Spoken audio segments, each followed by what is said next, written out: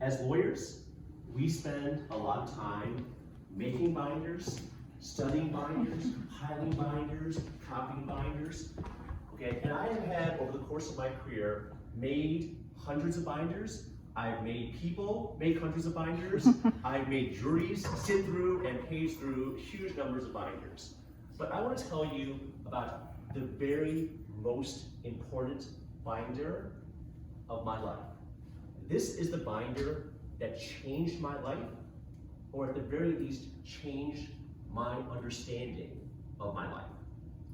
So, I created this binder back in sometime in the 1990s, right before I went to law school. And as I was getting ready to go to law school, I realized I didn't have that many photos of my life. I didn't have that many photos from high school or college. It's just not the kind of thing, you know, I don't know, for younger people here, there was a time when taking pictures was kind of hard. I grew up in a time when to take a picture, you had to have a camera, you had to buy film, and you actually had to pay someone for every shot you took in order for you to actually see what that photo looked like. So it was actually kind of a big deal to take photos. So when I was getting ready for law school, and I realized I didn't have any photos, or I didn't have that many. So I went through my photo albums at home and just basically went through and just made copies of a bunch of them to take with me as I was going to start this new chapter of my life. And so I had this binder with me throughout law school and as I started my life as a young lawyer in New York City. And you know, I went on, I ended up meeting my future wife, we ended up getting engaged. And then finally what happened was basically, you know, we all come together in New York one night with my mother and my stepfather and my wife's parents. And we all get together for dinner. And everything goes great. It's all, we get through it. And then, over coffee, I decided that I really wanted my father to be part of this.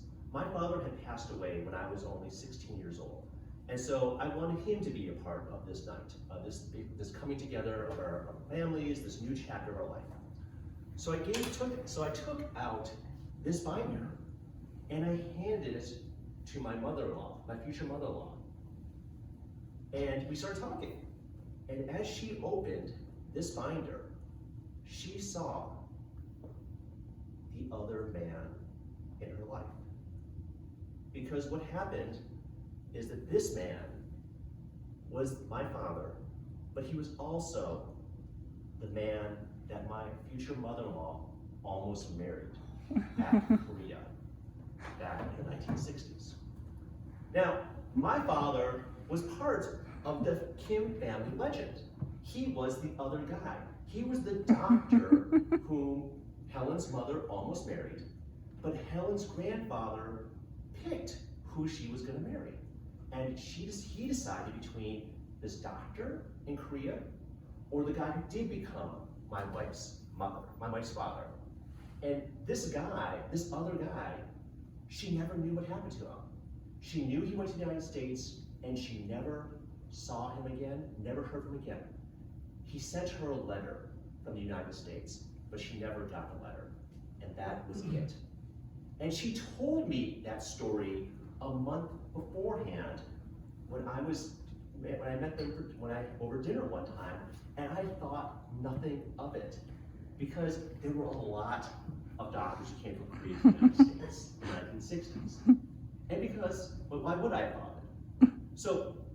But that was the other guy. And so my mother-in-law sees these photos in this binder, and she sees, suddenly, she now knows what happened to this man. She's sitting there, she sees the life unfold, flipping through, that she always had wondered about.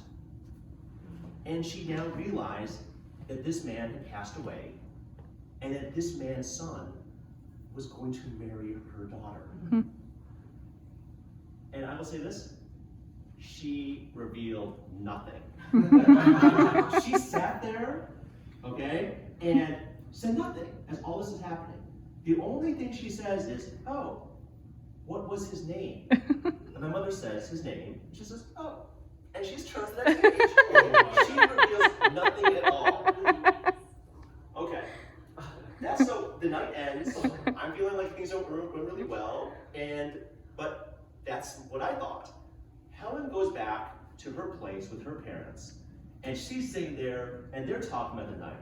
And Helen thinks the night went well, Helen's father thought the night went well, and Helen's mother is just sitting there, and she's just like shaking her head, like, life is so strange, life is so strange. And Helen's like, what is going on? And he's like, I knew him, I knew Stephen's father. So everyone, the Kim family figured out all this that night. And then they decided, well, we're gonna meet the next morning for brunch. And they decided, you know what? We're not gonna say anything. This is too weird. This is too weird. This is too weird. Let's get through the weekend and then we'll figure it out. So we all have to get together for brunch next day. I have no memory of anything we talked about whatsoever. It's fine, but we get through the weekend and it's all fine. And then my wife calls me, Stephen, we have to talk. Okay? All right, and obviously, nothing good follows that sentence, okay? So, okay, I'm ready. And then she tells me, and I have to admit, I think I saw my life flash before my eyes. Because suddenly, I didn't know what was gonna happen. Suddenly, this was a pretty huge curveball. I mean, I'm a pretty imaginative guy, I'm a pretty creative guy. I can see a lot of bad case scenarios, and I think that's part of what I do is my job. I did not see this one coming, okay? So, but all I knew for sure was that we have to call my mom, like, as soon as possible. Because again, as a lawyer, I know the cover-up, okay, can be much, much worse than the crime. So I know we have to tell my mom as soon as possible. So I call my mom with Helen the next day. And we basically said, Mom, I gotta tell you something. We have something we have to tell you. And we tell her. And then I ask her a big question. Are you okay with this? And my mom, in this moment, she knows what she has to do for the good of her son, for the good of the family that she's hoping to have. She knows what she has to do, and she does it. Yes, I'm okay. She lied. Because she wasn't okay with this. Who could possibly okay with this?